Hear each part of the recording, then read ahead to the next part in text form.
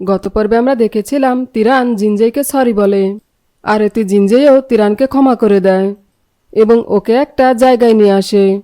আর ওই জায়গাটা জিনজেই তিরানের জন্যই বুক করে রেখেছিল।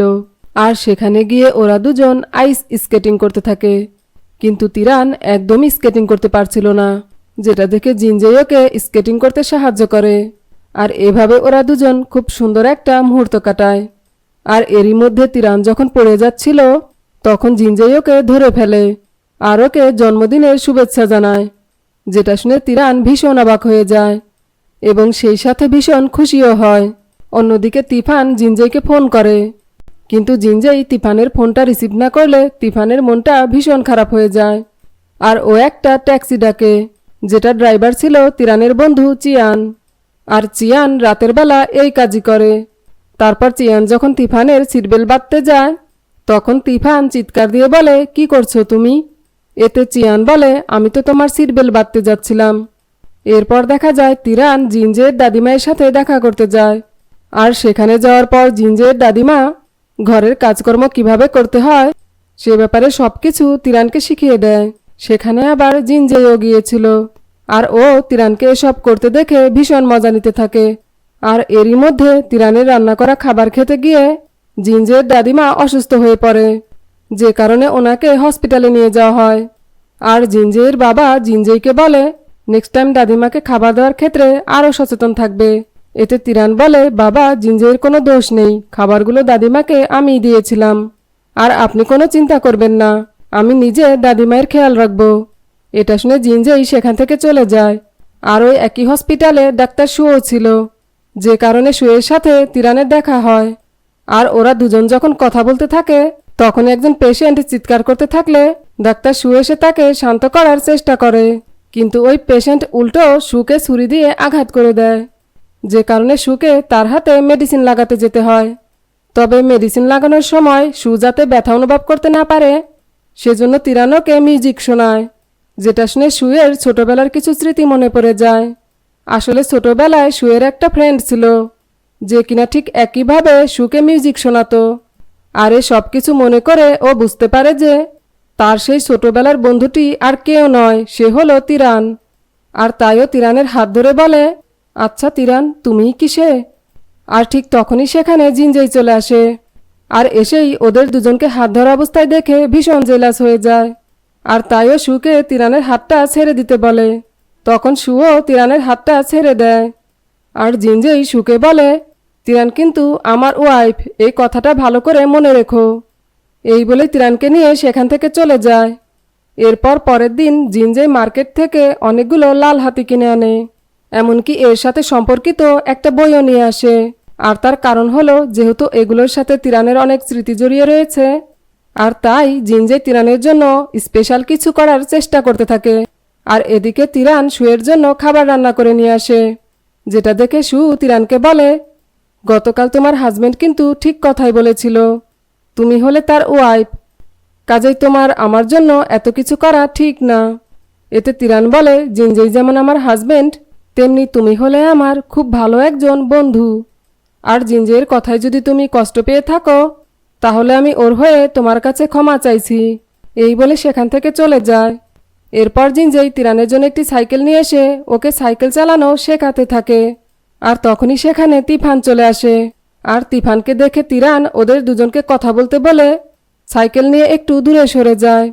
আর এদিকে তিফান জিনজেইকে বলে, কিছুদিন ধরে দেখছি তুমি তিরানের সাথে সময় কাটাতেই ব্যস্ত থাকো, তুমি কি সত্যি সত্যি তিরানকে ভালোবেসে ফেলেছো নাকি? এতে জিনজেই বলে, তুমি যে কি বলো না, তিরান হলো একটা বাচ্চা মেয়ে, ওকে কে ভালোবাসতে যাবে? এটা শুনে তিফান হঠাৎ করেই জিনজেইকে জড়িয়ে ধরে। আসলে তিরানকে দেখানোর জন্যই এটা করে। আর তিরানও ওদের দুজনকে এভাবে দেখে ভীষণ কষ্ট পায়, যার কারণে ওর মনোযোগ হারিয়ে সাইকেল নিয়ে পড়ে যায়। আর পড়ে গিয়ে ওর মাথায় অনেক আঘাত পায়, যেটা দেখে জিনজেই দৌড়ে এসে তিরানকে কোলে তুলে হসপিটালে নিয়ে যায়। আর হসপিটালে নিয়ে যাওয়ার পর তিরানকে এ অবস্থায় দেখে শু রেগে গিয়ে জিনজেইকে বলে, তুমি তিরানের খেয়াল রাখোনি কেন? যাই হোক, তুমি এখন এখান থেকে যাও আর আমাকে আমার কাজটা করতে দাও। এতে জিনজেও সেখান থেকে বেরিয়ে যায়। আর ডাক্তার শু তিরানকে প্রয়োজনীয় কিছু টেস্ট করিয়ে ওকে অন্য একটা রুমে শিফট করিয়ে দেয়। আর এভাবে অনেকটা সময় পেরিয়ে গেলেও তিরানের এখনো পর্যন্ত জ্ঞান ফিরে না আসাতে জিনজে তিরানকে নিয়ে ভীষণ চিন্তায় পড়ে যায়। অপরদিকে হসপিটালের বাইরে এই বিষয়টা নিয়ে মিডিয়ার লোকেরা হইচই শুরু করে দেয়, যেটা দেখে তিফান হসপিটালে জিনজের সাথে দেখা করতে আসে। আর জিনজে যখন তিরানের খেয়াল রাখতে থাকে তখন তিফান মিডিয়ার লোকদের সামাল দিতে জিনজের অ্যাসিস্ট্যান্টকে বলে জিনজে আর তিরানের একটা ক্লোজ ছবি তুলে সোশ্যাল মিডিয়ায় পোস্ট করে দিতে, যেটা শুনে জিনজেই তিফানকে সব করতে বারণ করে। এতে তিফান বলে, মিডিয়ার লোকেরা ভাবছে তুমি তোমার ওয়াইফের কোনো কেয়ার করো না, আর তাই আমি তোমার আর তিরানের এই ছবিটা সোশ্যাল মিডিয়ায় পোস্ট করে ওদের মুখটা বন্ধ করে দেব। তখন জিনজেই বলে, আমাকে নিয়ে কে কি ভাবছে তাতে আমার কিছুই যায় আসে না। কিন্তু তিফান বলে, আমার যায় আসে। আর তাই ওরা কিছু ছবি তুলে নিয়ে নেয়। এর কিছুক্ষণ পর তিরানের জ্ঞান ফিরে আসে, যেটা দেখে জিনজেই ভীষণ খুশি হয় এবং ও তিরানকে চেক করাতে ডাক্তার সুয়ের কাছে নিয়ে যায়।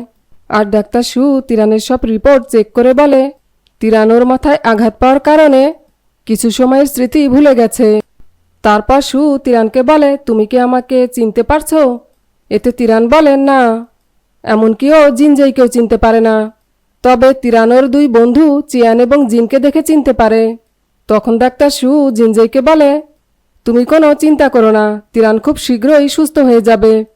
এরপর জিনজেই তিরানকে বলে, তুমি কি সত্যিই আমাকে চিনতে পারছো না? এতে তিরান বলে, না, তবে ওই ডাক্তার সুকে আমার একটু পরিচিত মনে হচ্ছে, তার কারণ উনি দেখতে না ভীষণ হ্যান্ডসাম। এটা শুনে জিনজেই তো ভীষণ রেগে যায় আর বলে, কি বললে তুমি? তোমার ওই ডাক্তার সুকে হ্যান্ডসাম মনে হচ্ছে? এতে তিরান বলে, হ্যাঁ, তবে তুমি কিন্তু এখনো আমাকে বললে না তুমি আমার কে হও। তখন জিনজেই আরো রেগে গিয়ে বলে, আমি তোমার ভাই হই, ভাই, বুঝেছো? এতে তিরান বলে, তুমি কি সত্যি সত্যি আমার ভাই হও? তখন জিনজেই বলে, সত্যি নয় তো কি, আমি কি তোমাকে মিথ্যে কথা বলছি? আর তখনই সেখানে জিনজের বাবা চলে আসে আর জিনজেইকে তিরানের খুব ভালোভাবে খেয়াল রাখতে বলে। এরপর হসপিটালে তিরানকে দেখতে জিনজের মা এবং দাদিমা আসে আর ওনারা এসে তিরানকে জিনজে আর তিরানের বিয়ের ভিডিও দেখায়, যাতে করে তিরানের স্মৃতিশক্তি খুব তাড়াতাড়ি ফিরে আসে। তবে ভিডিও দেখে তিরান তো ভীষণ অবাক হয়ে যায় আর দাদিমাকে জিজ্ঞেস করে, আচ্ছা, ওই ছেলেটা তো আমার ভাই হয়, তাহলে আমি আমার ভাইয়ের সাথে বসে যে কি করছি? যেটা শুনে জিনজের মা এবং ওর দাদিমা দুজনেই ভীষণ শক্ট হয়ে যায়। আর দাদিমা জিনজের মাকে বলে, তিরানের মাথাটা মনে হয় সত্যি সত্যি খারাপ হয়ে গেছে। এরপর জিনজে এসে তিরানকে নিয়ে বাইরে বের হয় আর এতে তিরান জিনজেইকে বলে, তোমাকে অনেক ধন্যবাদ হানি। যেটা শুনে জিনজেই অবাক হয়ে বলে, তুমি আমাকে কি বলে ডাকলে? তখন তিরান বলে, হানি বলে।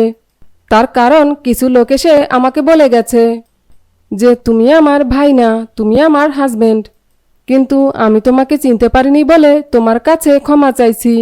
তবে এখন থেকে আমি তোমার খুব ভালো ওয়াইফ হওয়ার চেষ্টা করব। আর হ্যাঁ, আমি কিন্তু তোমাকে ভালোবাসি। এটা শুনে জিনজেই বলে, কি, তুমি আমাকে ভালোবাসো? এতে তিরান বলে, হ্যাঁ, আর আমি খুব তাড়াতাড়ি আমাদের সব স্মৃতিগুলো মনে করার চেষ্টা করব। তখন জিনজেই ওদের আগের ঘটনাগুলোকে মনে করতে থাকে আর তিরানকে বলে, না না, তোমাকে কিছুই মনে করতে হবে না, তুমি বরং এখনই ঠিক আছো। ভিডিওটি যদি আপনাদের ভালো লেগে থাকে তাহলে এর পরের পর্বগুলো দেখার জন্য চ্যানেলটি লাইক, শেয়ার, কমেন্টস এবং সাবস্ক্রাইব করবেন।